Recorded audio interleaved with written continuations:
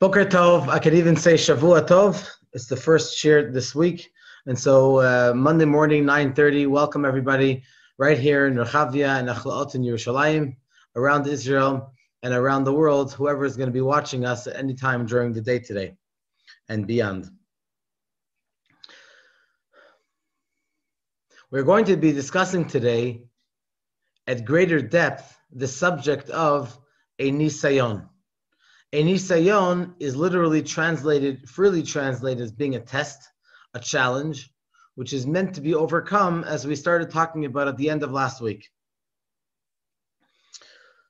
We also explained that the nisayon, these two concepts of being a challenge and a stepping stone, are both alluded to in the word nisayon, that the root word of the word nisayon is nes.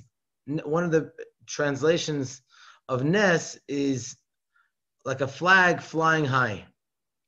In other words, a challenge can be a step down, but the purpose is to help a person uplift themselves and to utilize the opportunity of the challenge to be able to stand tall. In the Maamar of VeYadaata Moskva, Tafresh Nun Zayin, 1897, we're on page Nun Gimel,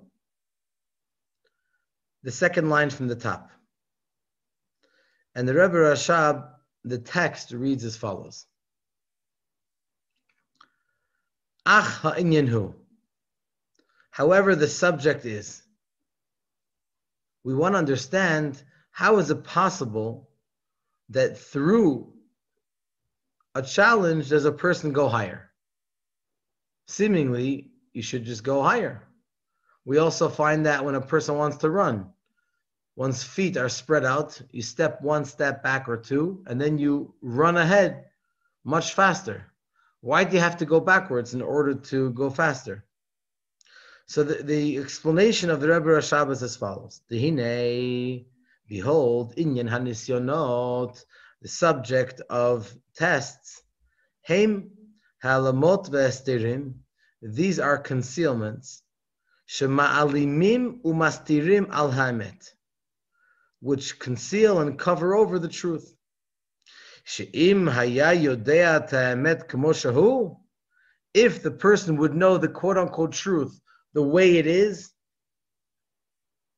lo haya bazeh nisayon klal, there would not be a nisayon, a test in that at all. Kim kol inyan hanisayon hu mipnei shema'alim umastir al haemet. The whole idea of the test is because he covers over the truth.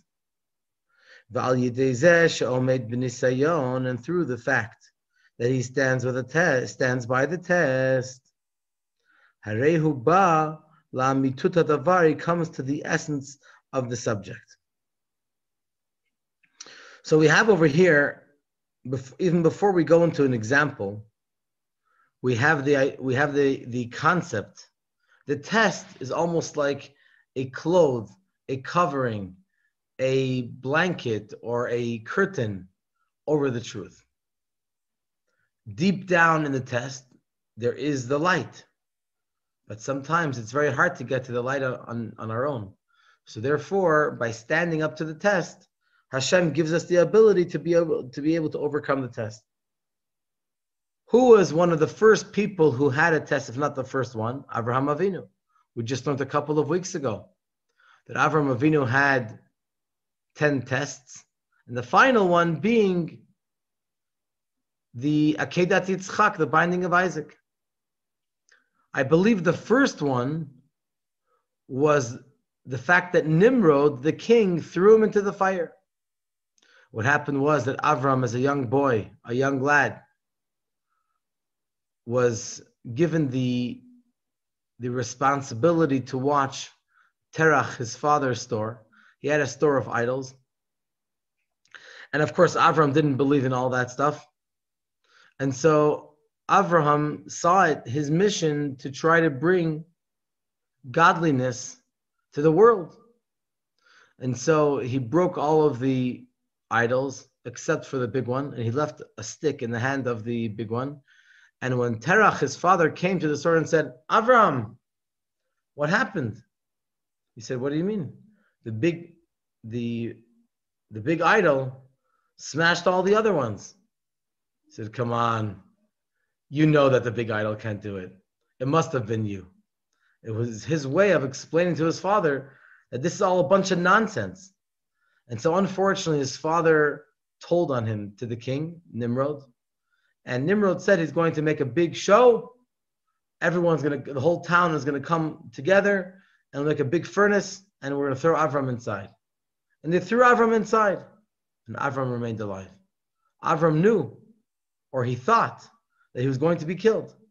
But he knew that he's doing the truth. And he was willing to do anything in order that the truth should be able to come out.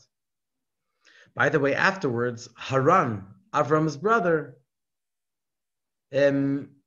was like on the fence. He wasn't sure if Avram is right or not. And when he saw that Avraham walked out alive,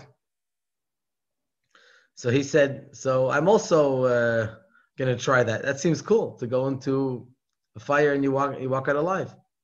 But unfortunately, he didn't make it. So the idea of being dedicated totally to the idea of the test, if Avram would have known, as we're going to see in a second, if Avram would have known that he's going to come out alive, then that wouldn't really be a test. The whole idea of the test was that he was sure that he was going to die. Hashem made a miracle for him that he did not die. He walked around in the furnace and he walked right out. So, looking back into the text, in the beginning of the 6th line, Ukemo b'nisayon da Avraham. We want to bring a classical example of what a test means. Let's look at Avraham Avinu, Ur Kasdim, in the city of Ur Kasdim, the city of Ur. I mentioned a couple of weeks ago that I met someone from the city of Ur. Till today in Iraq, there's a city, Ur. That's the city where Avraham Avinu was born. So in the city Ur Kasdim, Shehishlichu oto b'kivshan ha'esh, they threw him into the furnace of the fire. V'hu lo yada shelo yisaref. He did not know that he's not going to be burnt. She'im haya yodea shelo yisaref. If he would have known that he's not going to be burnt, lo haya bazen nisayon klal, it would not be a test for him at all. Kiyim, rather, hu lo yada mizeh. He did not know anything about this. Rak chashav shavadai yisaref. He thought that he would certainly be burnt. Kamal piyatava she'esh yisaref. That's the nature, that fire burns. So we have over here the idea of Avram, that Avram, he was willing to stand by the truth, even though the truth was being covered over, but he stood up to the test, and he proved to the world that Hashem is the truth, and the idols are nonsense. And he was able to stand by the test. Omnom Yadua, however, it's known, the Hateva b'gematria Elokim. The word Hateva, the nature, has the same numerical value as the word Elokim. Obviously not with a kuf, rather with a hey. But we don't say Hashem's real name because it would be said in vain. So we say Elokim, but really the gematria is the same, the numerical value. Hateva is 5, 9, 2, and 7, which is the numerical value, which the total is 86. And Elokim is also 86, where we have the, 1 second please, 70, 81, yeah, Hateva is 86, and Elokim is the correct. Is the Lamed and the Mem is 70, Yud is 80, and Aleph and Hey is 6. So we have 86. Shal Yidei Zeh Naaseh Ribui HaHitchalkut V'Agbala. Because of Shem Elokim, which condenses the light, that it should not be as clear and vivid as it is up on high, that enables for there to be much more hitchalkut. Many individual pieces. When you have clear godliness, then everything is all one, achdut. But the more we conceal and cover over the light of Hashem, there becomes less and less godliness, apparently, of course, and then more and more divisiveness and being able to see the differences between the different details of the world.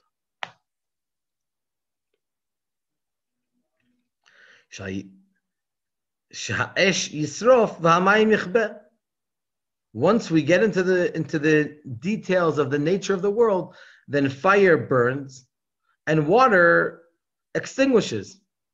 Shezeh tivocham. For the fire, the nature of fire is that it's hot. V'zeh tivokar. And the nature of water is that it's naturally cold. Avo mitzad Shem Havaya. When you look at the name of Hashem, the Tetragrammaton, Yud and a Hey and a Vav and a Hey, Shu b'chinas bilti gvul, which is the level of no limitation at all. Ein sham b'chinat hagbala v'itchalkut hamayim ve'esh klal. There is no differences, no limitations of fire and water. V'yachol liyot, and it's possible, shahamayim lo yichbeh, lo yichabeh. It's possible that the water should not extinguish. The ha'esh lo yisrof, and fire should not burn. So when Avram Avinu went into the furnace, there were two ways that he could have looked at this. Either he could have looked at it from a perspective of nature, and you can't blame him. That's the way we are. We're human beings. So he figured that fire would burn. So he figured there was no hope for him. But Avram Avinu was able to ascend far beyond the realm of nature, far beyond any limitation. Because where does nature come from, as we just mentioned? From the name of Elohim. But once we're talking about the name of Havaya, which is much higher than the name of Elohim, then naturally, there's no reason to worry. Now, obviously, we don't have any kind of guarantee that there's going to be a revelation of godliness. It was a risk, obviously, and he was ready to take the risk. But it turns out that he was much higher than even the way he looked at himself. Obviously, Haran was not as committed as Avraham, and so unfortunately he succumbed to his wounds. But Avraham Avinu, he proved that this was the first test.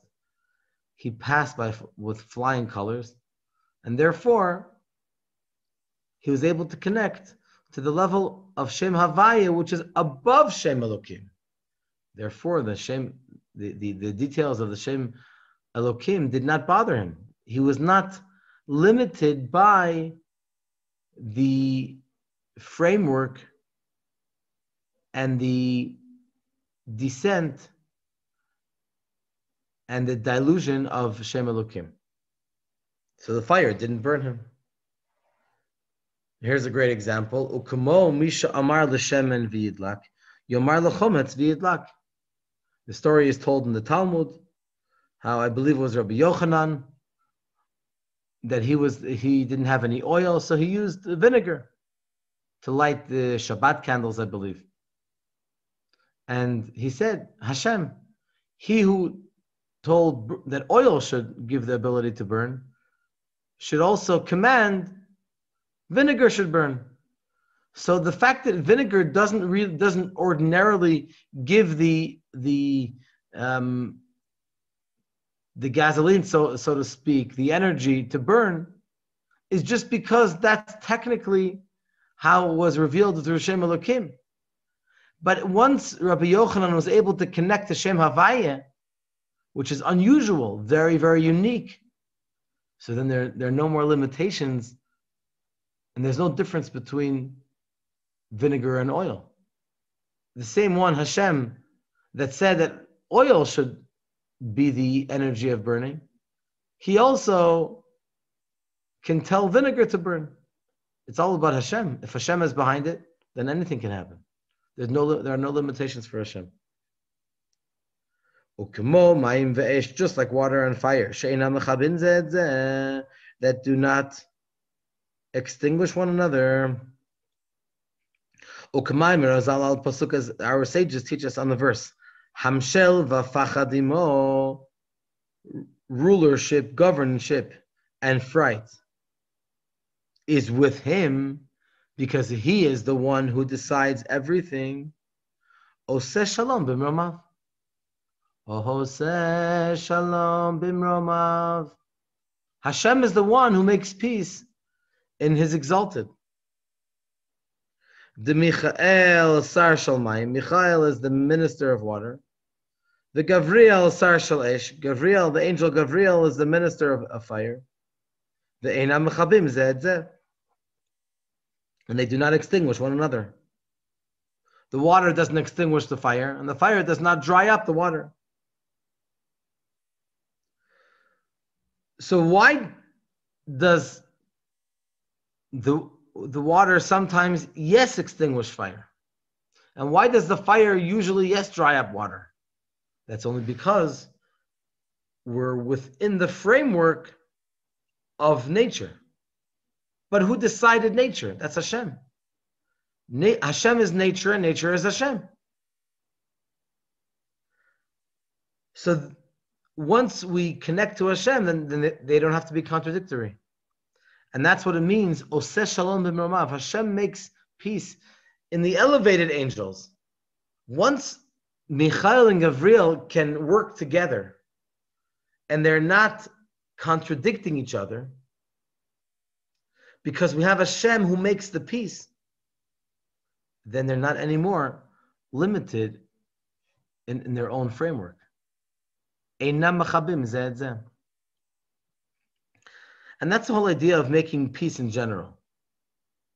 Peace is made between two parties or individuals who unfortunately don't get along with each other. So that's only because these two individuals feel themselves to be different than each other. But once we're able to make a bond, and usually the connection, the relationship comes from someone above, as I'll explain in a second, then that overwhelms the differences between the two parties. So for example, if there are two children that are having an argument in school, or two children that are fighting at home, oh, that never happens.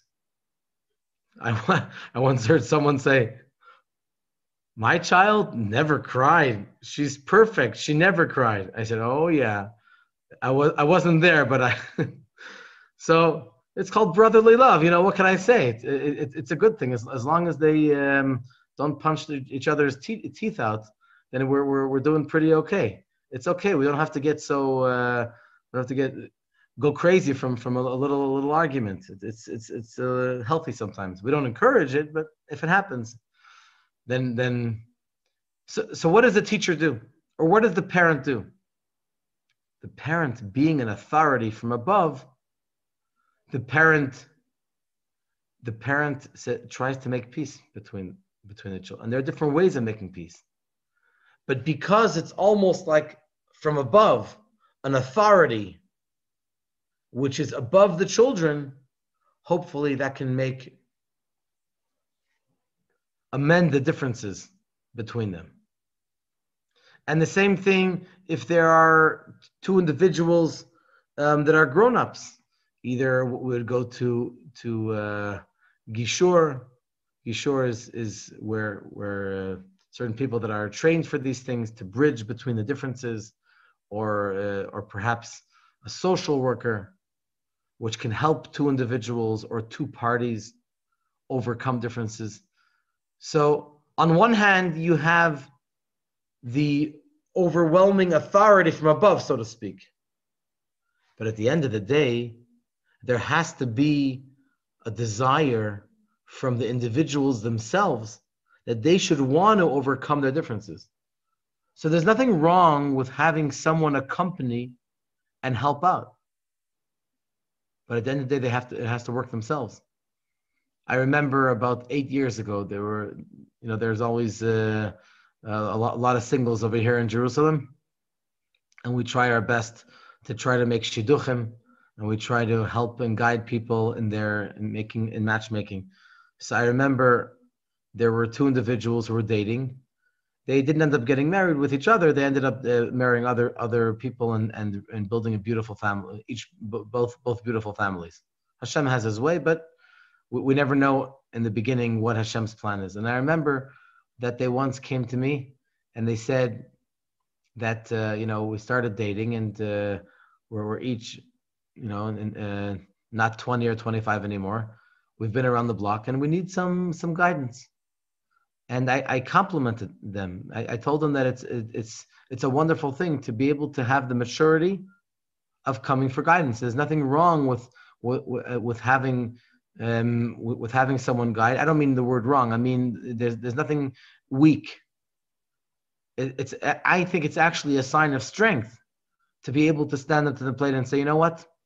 I think I need a little help over here. It's perfectly fine. I'm open to hear suggestions, even though I've dated perhaps several singles. But now, hopefully, this will bring us a step closer to marriage. And I believe it did bring them a step closer, because we never know who's going to marry who. But every step is a step in the right direction. And so if you can help someone, whether it's just issues that happen in a family or conflicts that can happen at work, and you can be the one to bring them together, Oseh Shalom Bimromav. You could be like Hashem. Hashem says, I want to have partners in creating the world. Hashem says, I created the world imperfect. One may argue that part of the being imperfect is that there is a possibility for there to be friction between different parties. So Hashem says, Oseh Shalom B'Ramav, I want to make peace amongst the different parties. And we can partner with Hashem, so to speak, to help in this amazing initiative of bringing peace. So that's the idea of the fire and the water. When do we say that there are differences between the characteristics of fire and water? Only when they become physically fire and water. But in their source, if we can bring peace in their source, then there'll be peace down here too. By Avraham Avinu, it was revealed. It wasn't just a fairy tale. It was a real experience. He thought he was going to be burnt by the fire in the furnace, and Hashem brought that he should come out alive. Ulefamim ha'esh sorefet hamayim k'mo b'Eliyahu. And sometimes when we look at the nature, then the fire dries out. It says burnt, but I think it means dries out the water. The kol zeh u'lamayla min hateva. All of this is from above nature. Because when you look at nature, then there are different ideas which can be contradictory. But when you look at Lamala min hateva, higher than nature, l'hainu mibchinat orein sof habilti bal gvul. We look at the infinite light of Hashem, which is not limited at all. She'ein sham hagbalat hateva klal, which does not have any limitation of nature, so to speak. Lihiyoto b'chinat bilti bal gvul. Being that it's a level of bilti bal gvul, not having any limitation at all. Omnam, however, hanhagata olamhu, running the world, hu al pi hagbala d'shem Elokim. Hashem and His infinite knowledge decided that running the world should be through the limitations of the name of Elokim. Hagam da'havaya hu gam hu ha'mahavet.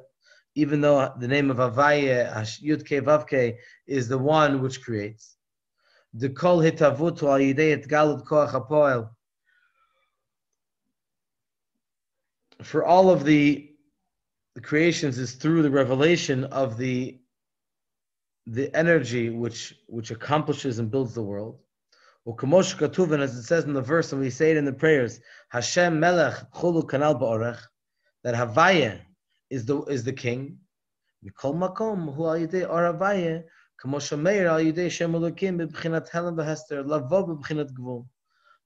light of Havaya comes into the cloth, the limitation of name of Elokim, which limits the light that the creation should not cease to exist from the overwhelming the overwhelming light of Havaya. And this is the limitation of the nature, that the water extinguishes, and the fire burns. Avram did not think, it didn't occur to him that Hashem would act with him according to higher than nature. Only with acting according to Teva, according to nature, that fire burns. Nevertheless, Amad b'nisayon, he stood by the test. Not to be separated from godliness even for one moment. He wasn't willing to risk his relationship with Hashem for a little bit of fire.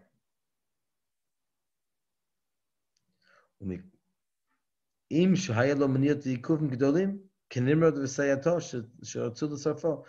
though Nimrod and all of his people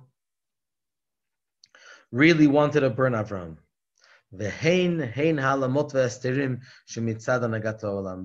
are the limitations and the concealments which are from the nature of the world. Mikol makom loni ziz kolshkin kolshu chas v'shalom. He did not move at all. V'amad neged kol moneo ma'akev. He stood against all of the concealments and those that tried to withdraw by him. V'neged kol halamot v'asterim, and against all coverings. V'halach li'saref b'kivshan ha'esh, and he went to be burned into the furnace.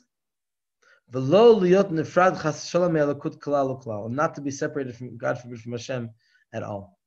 V'nasa lo nes v'nitzal, he had a miracle and he was saved. V'hainu, that means shal yidei zeh shamad b'nisayon, through the fact that he stood by the test. Here's the punchline: Heisiret levushei hateva, he removed the garments, quote unquote, of the teva of nature.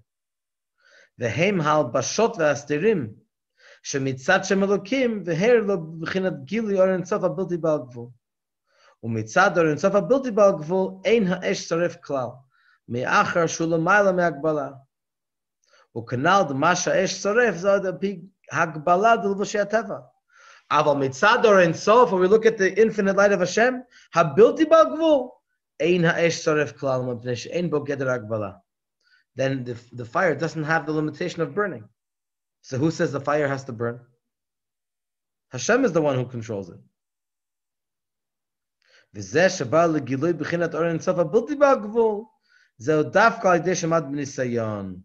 He reached this highest level of the infinite light of Hashem because he stood by the test.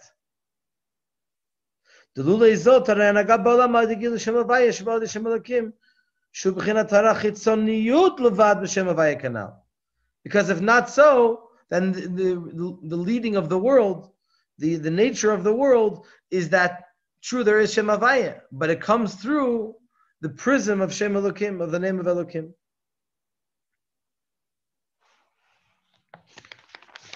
Okay. Let's stop over here. Bezrat Hashem. In the next class, we'll continue. Thank you so much for joining us. And of course, tomorrow night, please stay tuned for a special class, 7:30. We have Seriously Happy right here on Zoom and Facebook Live. We have every morning, 9:30 right over here. Friday morning, we have Kabbalah Cafe. And then next Tuesday, we have a very special surprise that's going to be for our Zoom, for our class on Tuesday nights. And of course, Yutet Kislev. Basically, stay tuned to all of our announcements coming up soon. Thank you very much. Have a great day. Be well. Shavua Tov.